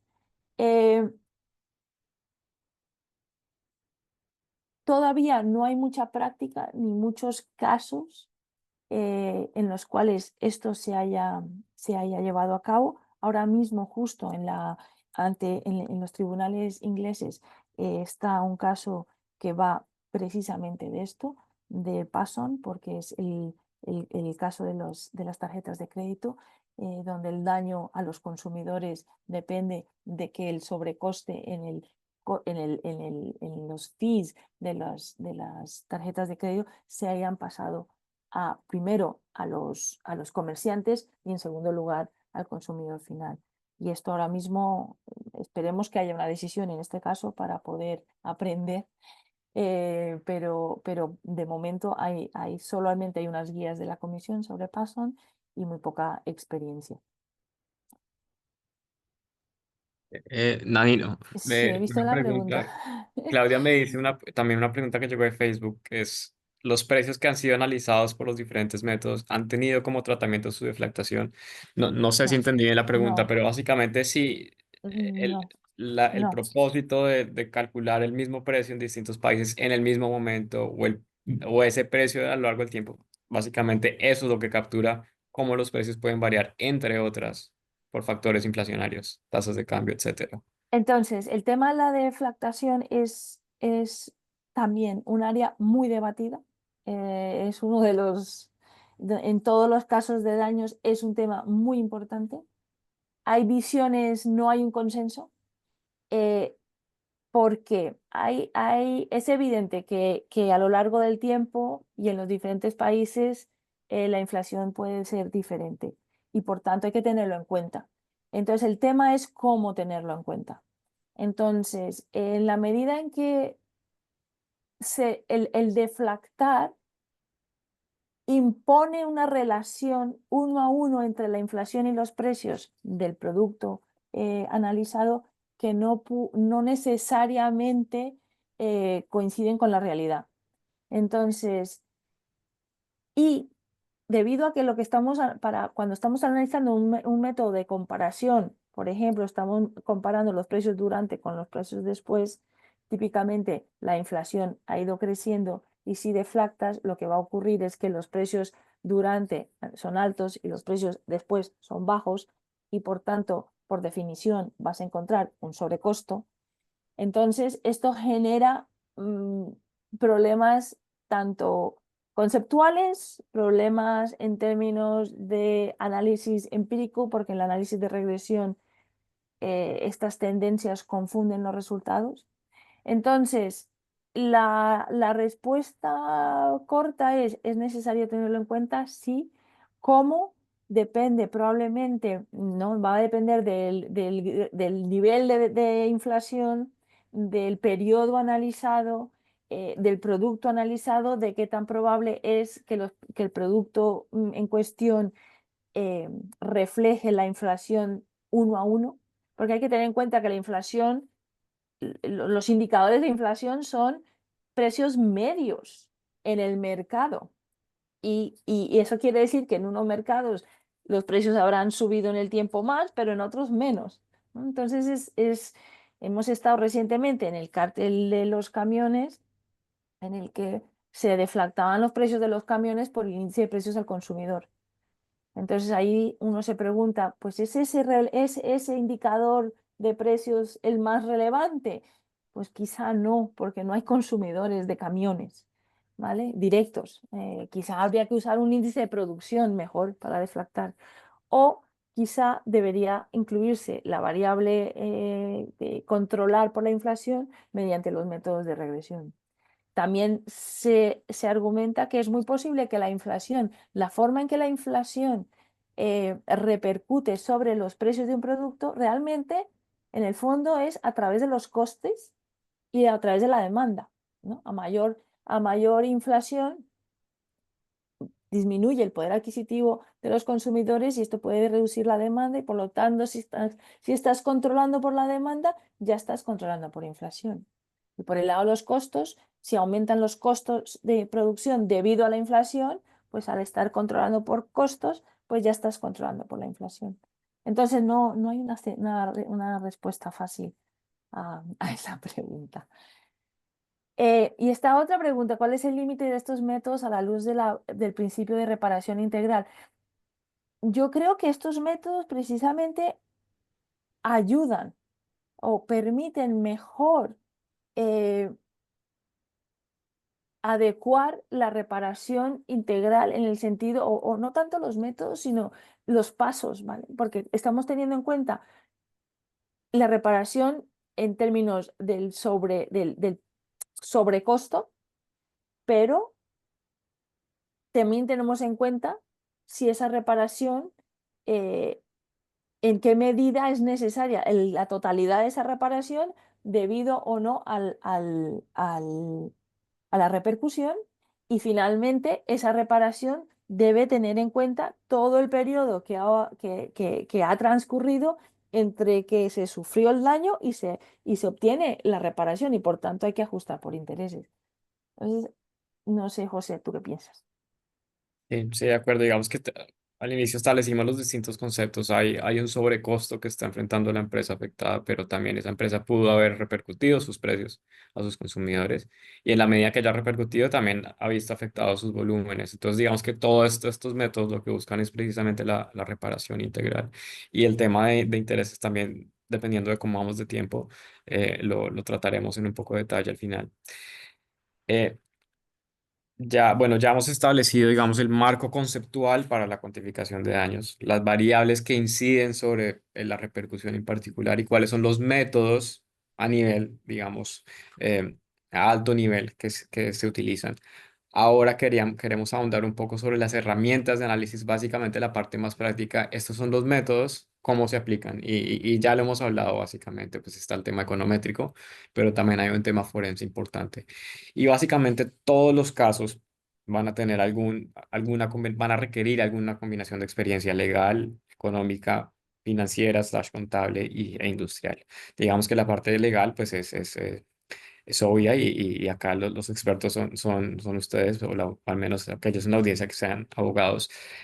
En cuanto al tema económico, creo que también es bastante obvio del, el rol que juega la teoría económica sobre la cuantificación de daños en infracciones de competencia. Por ejemplo, en temas como la definición del mercado, modelos de competencia, de fijación de precios, cómo compiten las empresas y la parte más práctica de la modelización econométrica que Naim va a introducir en un par de minutos. Un tema a resaltar aquí es que lo que hemos observado es que el, el análisis contable slash forense está jugando un rol cada vez más importante también en estas acciones. Y yo diría que básicamente hay dos razones por ello. En primer lugar, y como voy a explicar más adelante, el análisis forense de la evidencia, el análisis de la contabilidad, el análisis financiero, es en muchos casos necesario para abordar la brecha que existe en las predicciones de la teoría económica o para validar dichas brechas entre la predicción de la teoría económica y la evidencia fáctica, lo que me está diciendo la documentación contemporánea, los costos, lo demás evidencia. En segundo lugar, desde un punto de vista práctico. También, digamos, la evidencia forense también ayuda a convencer a un tribunal o a la persona a la autoridad que está tomando la decisión de que sí tenemos una teoría económica, pero esta teoría económica también se está viendo en la práctica.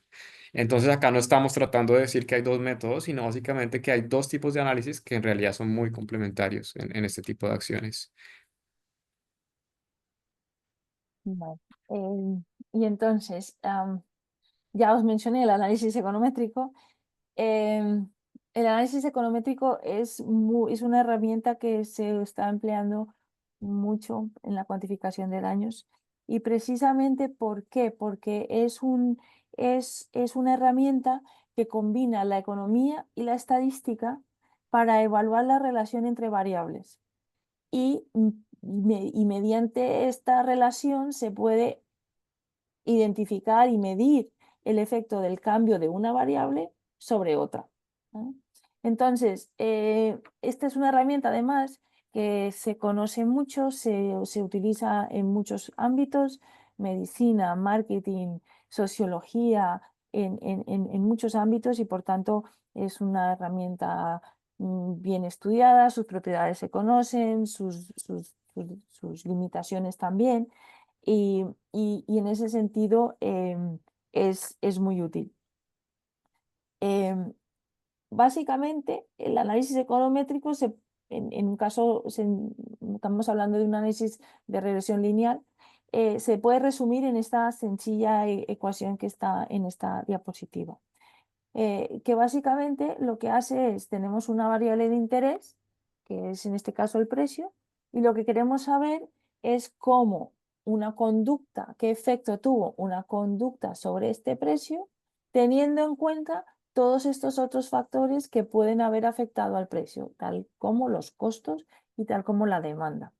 Entonces, construimos esta ecuación y mediante técnicas estadísticas encontramos estos parámetros, el alfa, el beta y el gamma, que son los que nos van a decir cómo cambia el precio cuando cambia la variable que estamos mirando. Entonces, en el caso del coeficiente de interés, ese es el de la conducta, lo que nos va a decir es: esta variable conducta toma valores o 0 cuando es un periodo de competencia, y valor de 1 cuando en el periodo de la conducta. Entonces, lo que el parámetro estimado lo que nos va a decir es cuál es la diferencia entre los precios medios, una vez que tenemos en cuenta todos los otros demás factores que influyen sobre los precios, o sea, manteniendo los costos y la demanda constantes.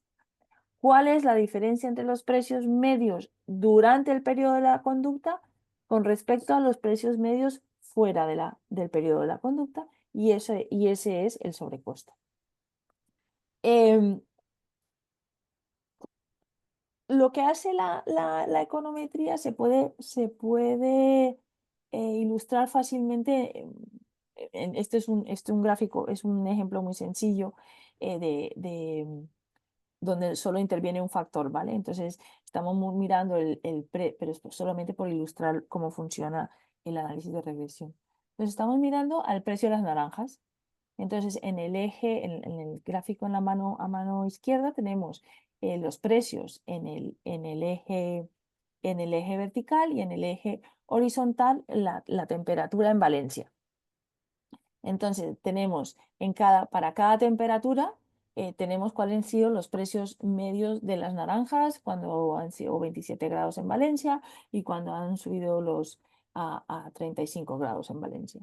Y entonces lo que vemos, lo que hace la regresión es decir: vale, queremos establecer cuál es la relación entre precios y temperatura. Entonces yo voy a encontrar la recta que mejor se aproxime a todos los X que observo en el gráfico. Y esa recta, como ven en la diapositiva, justo pasa por el medio de todos los puntos. Entonces, esta recta lo que nos viene a decir es que hay una relación negativa entre el precio y la temperatura. A menor temperatura, mayor precio, y a mayor temperatura, menor precio.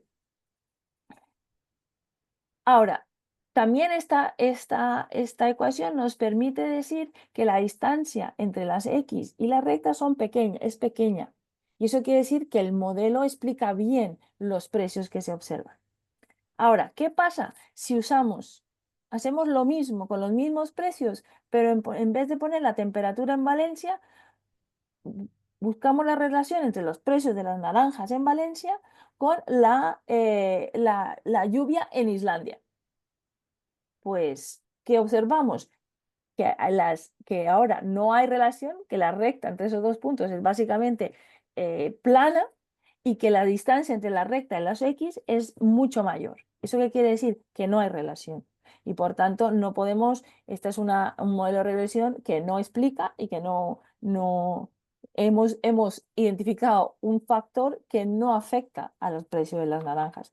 Entonces, esto es una ilustración con un solo factor, pero ahora os podéis imaginar que esto mismo se hace con todas las variables relevantes que uno considere que inciden sobre la variable de interés. Entonces, si lo que estamos buscando es cuál es el efecto sobre los precios de los camiones debido al cártel de los camiones, pues lo que tenemos que tener en cuenta es durante el periodo de la infracción y después, o sea, periodos antes, durante y después, si es posible, si hay datos, evaluar cómo ha sido el cambio de los costes de producir camiones durante ese periodo, cómo ha sido si ha habido alguna variación en la demanda de camiones durante el periodo, como por ejemplo debido a una crisis económica, cuáles son los diferentes tipos de camiones que se venden en el mercado, si estos tipos de camiones han cambiado en el tiempo. Em, y a grandes rasgos, básicamente todo eso son los factores. Bueno, también si ha habido, muy importante, se me olvidaba, un cambio en la regulación, porque ha habido cambios en la regulación sobre las emisiones que se permiten, y por tanto esto también es un factor relevante. Pero entonces se tienen en cuenta mediante una ecuación parecida en la diapositiva anterior, que nos permite aislar o mantener constante todos esos factores para poder identificar cuál es la diferencia. Básicamente es un método sencillo de calcular una media de precios durante y antes o después de la conducta, teniendo en cuenta, manteniendo constante los niveles de costos y de demanda y los tipos de camiones o del producto que se vendían durante el periodo de la conducta. No sé, José, si ves algo que se me ha quedado fuera, que me he olvidado. No, pues creo que es básicamente centrar en esta diapositiva que nos habla de los Vale. beneficios y los requerimientos de ese análisis. Bueno, pues básicamente los beneficios de un análisis econométrico son, primero, que permite aislar el efecto concreto de la infracción de otros factores. Em, una cosa muy importante es que es un método que es bastante agnóstico, ¿vale? No, uno no, uno no supone que hay una infracción y luego ve cuál es el efecto.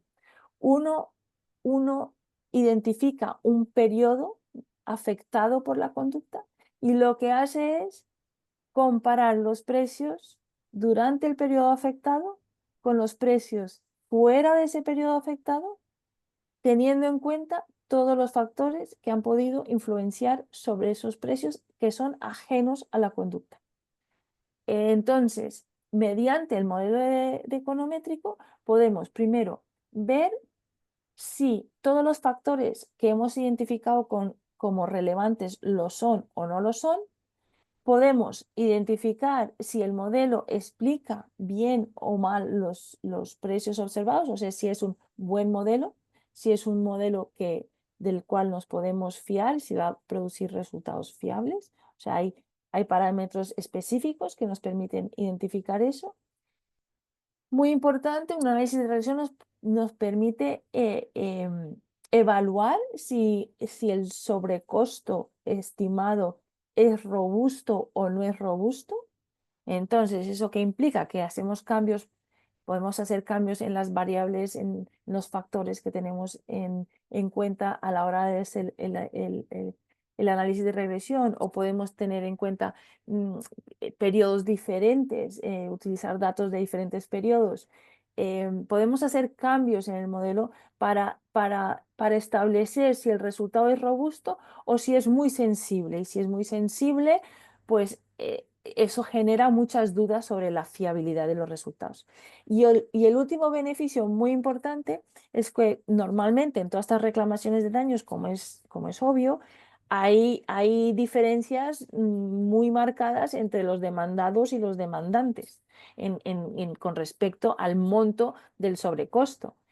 Y entonces estos métodos son una buena forma de ir identificando exactamente en dónde y a qué se debe las diferencias en opiniones. Y por tanto, ayuda muchas veces a los tribunales a realmente identificar cuál es el punto clave sobre el cual se tiene que basar la decisión. Y quizá la gran desventaja es que normalmente requiere de bastante información. Evidentemente, cuanto más complejo sea el caso y cuanto más duración haya tenido la conducta, se requiere un volumen de información más amplia. Se requiere información tanto de la variable de interés, o sea, el precio del producto afectado, pero también de todos estos otros factores que pueden incidir sobre el precio. Y por tanto, se requiere de mucha información sobre la industria. Y entonces requiere realmente que las partes, un trabajo muy en equipo de todas, del que va a hacer el análisis de regresión, con además la industria para identificar cuáles son los factores relevantes. Em, y luego una cosa también a valorar antes de hacer un análisis de este tipo es si ha habido algún otro cambio estructural en el mercado, por ejemplo, que coincida justo en el mismo momento de finalización de la conducta, de tal forma, por ejemplo, que vaya a ser imposible aislar el efecto de la conducta de este cambio estructural. Por ejemplo, si estamos hablando de un cártel y el cártel termina justo en el momento en el que termina una crisis económica muy fuerte, realmente ahí hay que evaluar bien si se va a poder utilizar estos métodos o no, porque esto va a ser bastante difícil.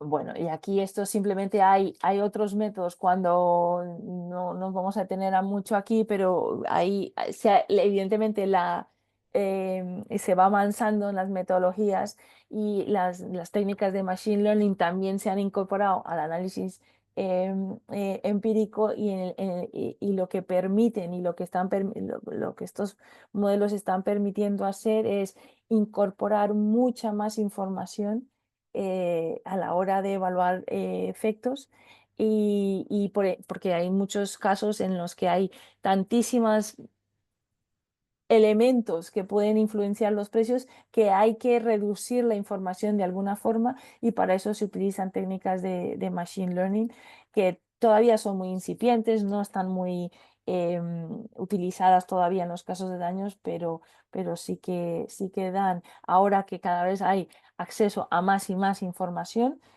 sí que se van a utilizar estas técnicas más en un futuro, yo creo.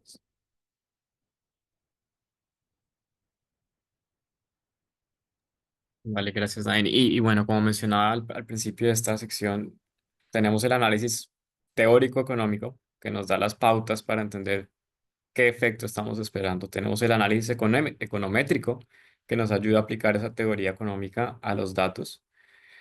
Pero nuevamente quería enfatizar es el rol que puede tener la evidencia más forense en estos tipos de análisis, en estos tipos de acciones. Acá hay tres citas distintas. La primera viene de la Comisión Europea, em, la segunda y la tercera vienen de tribunales de decisiones en el Reino Unido. Básicamente las tres dicen, y voy a leer, por ejemplo, una parte de la tercera, es: el problema esencial es traducir un fenómeno posible o teórico en una serie de afirmaciones que puedan ser juzgadas por una corte. Digamos que la teoría económica nos ayuda a entender el problema, pero muchas veces lo que la autoridad quiere ver es la evidencia de, ok, ¿y cómo sé yo que esto sí está pasando acá? Etcétera. Y digamos que por eso es que hay que trabajar muy de la mano con un análisis forense eh, y un análisis econométrico. Em, y sin entrar en mucho detalle, dos ejemplos más prácticos, como un análisis forense puede ayudar en análisis, complementar el análisis. En primer lugar, como mencionaban ahí, la econometría requiere de muchos datos. Y esos datos por lo general son costos, y esos costos por lo general están en los libros contables de las empresas afectadas. Entonces requiere un análisis de identificar cuáles son esos costos y entender cuáles son las variables que van a entrar a ese modelo econométrico. En segundo lugar, es ayuda con la demostración del vínculo causal o incluso la verificación de las estimaciones econométricas.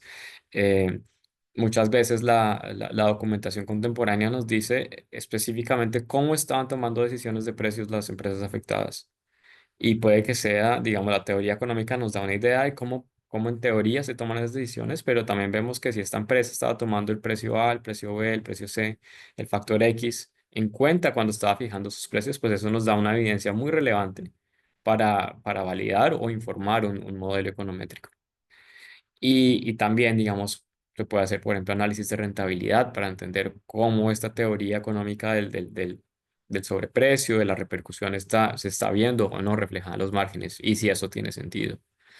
Eh, Aquí, de nuevo, sin entrar en mucho detalle, los distintos tipos de análisis y la evidencia requerida, pues un análisis del desempeño financiero para qué es útil, de nuevo, para entender el tipo de márgenes que se estaban obteniendo en distintos periodos, las empresas afectadas. Por lo general, pues tenemos los estados financieros auditados que tienen una frecuencia anual, son un punto de partida relevante, pero usualmente no son suficientes. Necesitamos centrarnos en el detalle de la contabilidad mes a mes, el detalle de la contabilidad de un proyecto específico que haya sido afectado. En segundo lugar, el panorama competitivo es entender qué tipo de información estaba considerando la gerencia de una empresa cuando estaba formando sus precios. Y muy relacionado con esto, las metodologías de precios y controles de costos, entender la empresa cómo fijaba sus precios. Muchas veces puede incluso que haya un modelo sistemático de fijación de precios, por ejemplo, en un contrato que la empresa tenga, ok, para este contrato lo que vamos a hacer es vamos a tomar nuestros costos, queremos un margen del X%. Y en esa medida, digamos que hay una relación muy sistemática entre si mis costos aumentaron en X% y yo estoy aplicando un margen a todos mis costos, pues hay una relación bastante práctica acá. Entonces, la evidencia documental, la revisión de la evidencia documental va muy de la mano del análisis de los datos y la aplicación de la teoría económica. Y ya para finalizar, como mencionábamos, digamos, está en la reparación integral, está la comparación entre el contrafactual y el actual, y en eso es lo que nos hemos basado, digamos que esta hora y media es cómo hacemos para estimar ese precio contrafactual, cómo hacemos para estimar esas cantidades, cómo hacemos para estimar ese costo contrafactual, eso es lo que nos hemos enfocado. Eso nos da una pérdida, pero como esta pérdida suele haber ocurrido en el pasado o se ha causado en distintos periodos en el pasado, muchas veces hay que capitalizarla por interés para traer el presente. Y el interés pues es interesante porque a menudo se pasa por alto, se deja para el final, incluso en un escrito legal puede ser un solo párrafo, pero muchas veces suele tener un efecto muy significativo sobre un cálculo de la pérdida. Y aquí, si queremos transmitir un mensaje, simplemente es que la teoría económica también nos ayuda a entender un poco qué tipo de interés se podría reclamar. Si bien obviamente hay que tener en cuenta los requerimientos de la jurisdicción aplicable. Y en términos generales, cuando hablamos de cuál es el propósito del otorgamiento de interés, vemos que hay tres ramas del pensamiento. La primera es, el interés debería compensar por la pérdida del uso del dinero. Es decir, la demandante, al no haber tenido, al haber incurrido en una pérdida, no haber tenido el dinero que debía haber tenido, pues no ha podido darle uso a ese dinero. El interés puede compensar por eso. En segundo lugar, es un factor de restitución por enriquecimiento injusto de la demandada. Es el hecho de que la demandada se ha quedado con unos montos que no debió haber tenido y que ha hecho con esos montos la demandada. Y en tercer lugar, se habla de un tema de promoción de la eficiencia. Básicamente, al aplicar interés, estamos incentivando la resolución de disputas de manera oportuna. ¿Por qué? Porque a medida que pasa el tiempo, pues aumentan los intereses.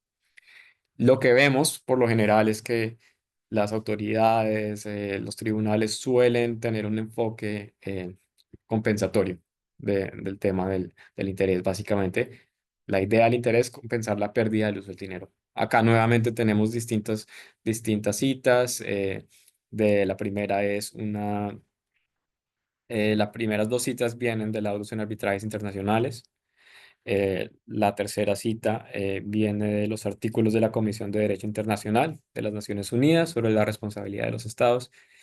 Y la tercera viene de la Directiva del Parlamento Europeo sobre acciones de daños, incluyendo por infracciones del derecho a la competencia. Básicamente las tres tienen en común que hablan de la idea es compensar a la parte que sufrió el daño por los efectos de la pérdida del uso del dinero que le causó. Y ese es básicamente el propósito del interés. Ahora bien, ¿cómo traemos eso a la práctica? Aquí hay la pregunta relevante es, si estamos bajo el marco compensatorio, es ¿qué hubiera hecho la demandante con ese dinero? Y acá hay distintas posibles respuestas. Hay distintas respuestas asociadas, por ejemplo, a inversiones.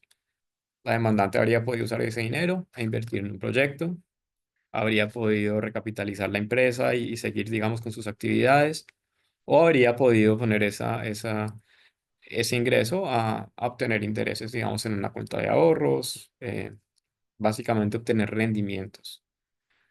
Hay otro tipo de respuesta que es asociada a la deuda.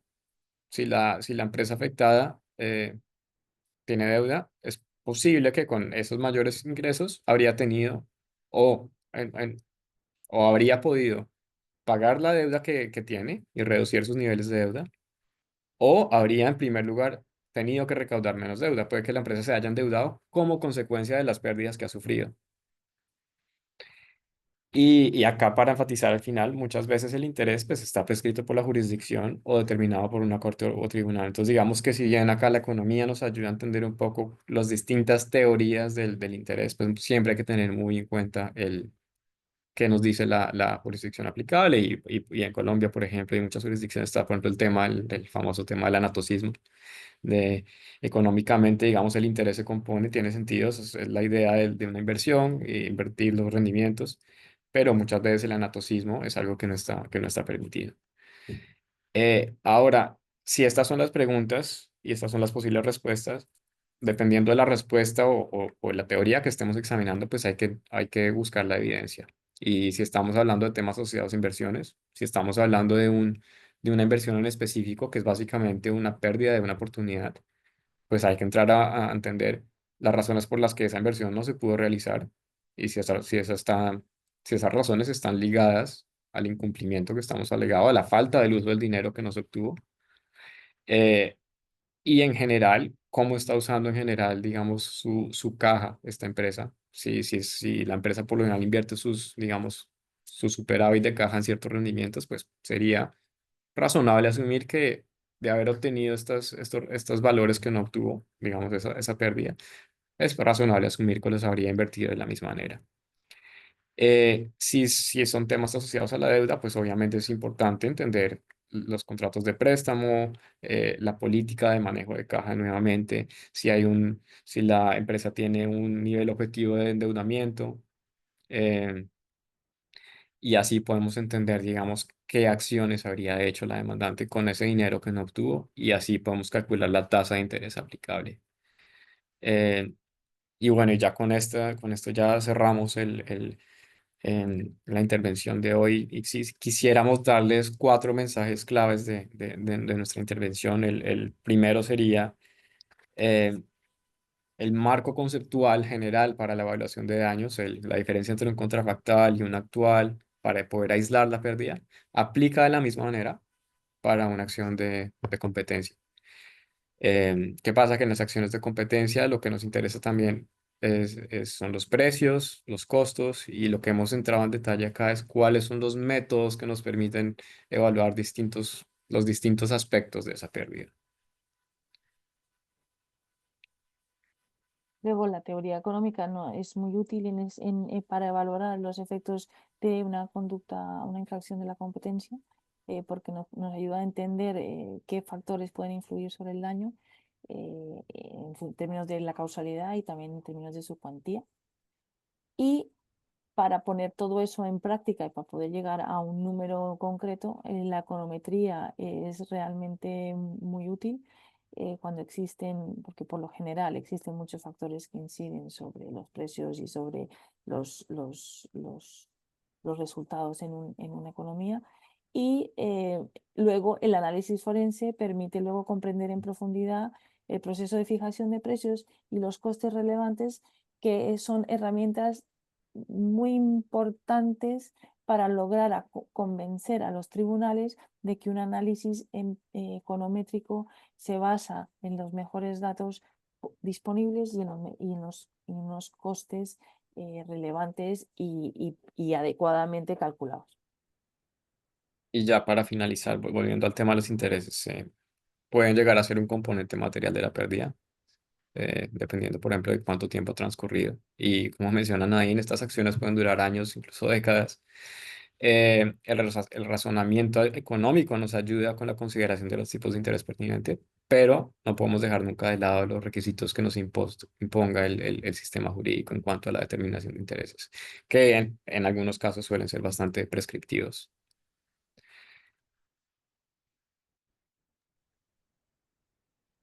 Pues José y Nadine, muchísimas gracias por esta fantástica presentación tan comprensiva, tan detallada, tan fácil de digerir además. Creo que ha sido una sesión excelente, de muchísima utilidad. Había acá personas tanto en el Facebook como en acá directamente, tanto de empresas como de firmas de abogados y creo que les fue supremamente útil. Así que muchísimas gracias. Este evento va a quedar en nuestro canal de YouTube también como todos los eventos. Así que lo pueden revisitar quienes quieran repasarlo. Muchísimas gracias a todos por su atención. Les agradezco muchísimo su presencia y bueno, esperamos que nos acompañen en los próximos eventos. A Nadine y a José, muchas gracias de nuevo por la presentación, por la dedicación además en preparar esto de una manera tan explicativa y esperamos tenerlos también en el futuro aquí con la Asociación Colombiana de Derecho de la Competencia. Muchísimas gracias, Felipe, por el espacio. Y muchas gracias a todos por acomodarnos en este horario distinto al usual. Muchas Que estén muy gracias. bien. Chao. Gracias, Gracias. hasta luego.